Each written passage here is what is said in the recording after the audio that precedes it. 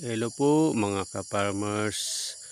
Ang atin naman pong aalamin ay ang kapanganakan ng atin pong inahin.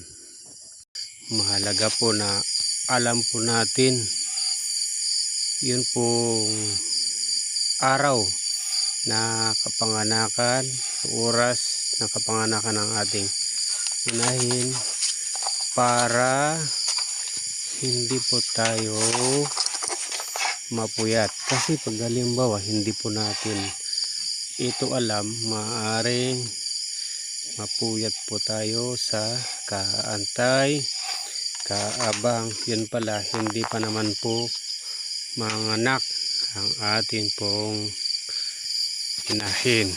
Yan. Kaya atin pong aalamin kung ano ba ang palatandaan ng ating inahin ay manganak na. Yan, una po dapat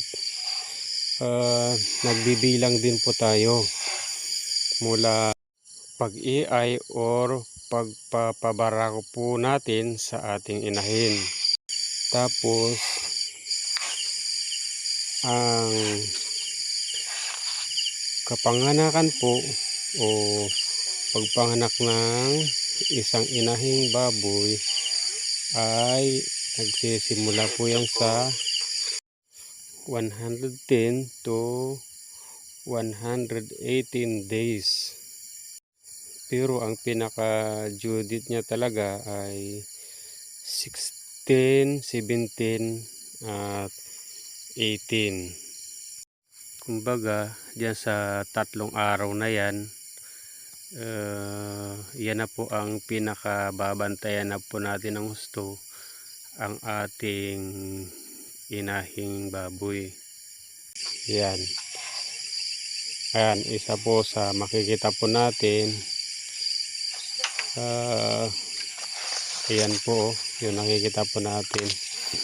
Pag nakita na po natin yan na parang naglalaway na po yung kanyang hari, yung ating inahin, ay huwag na po natin yang kumbaga babantayan na po natin yan dahil manganganak na po talaga yan. Maghanda rin po tayo ng mga pamunas na atin pong kakailanganin mga ka-farmers. Yan. Sana. Yan po. Hanggang dito po ang ating video. Sana patuloy nyo pong subaybayan ang aking channel.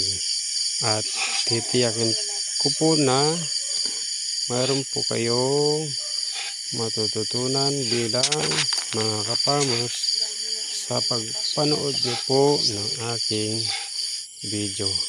Salamat po. Paalam.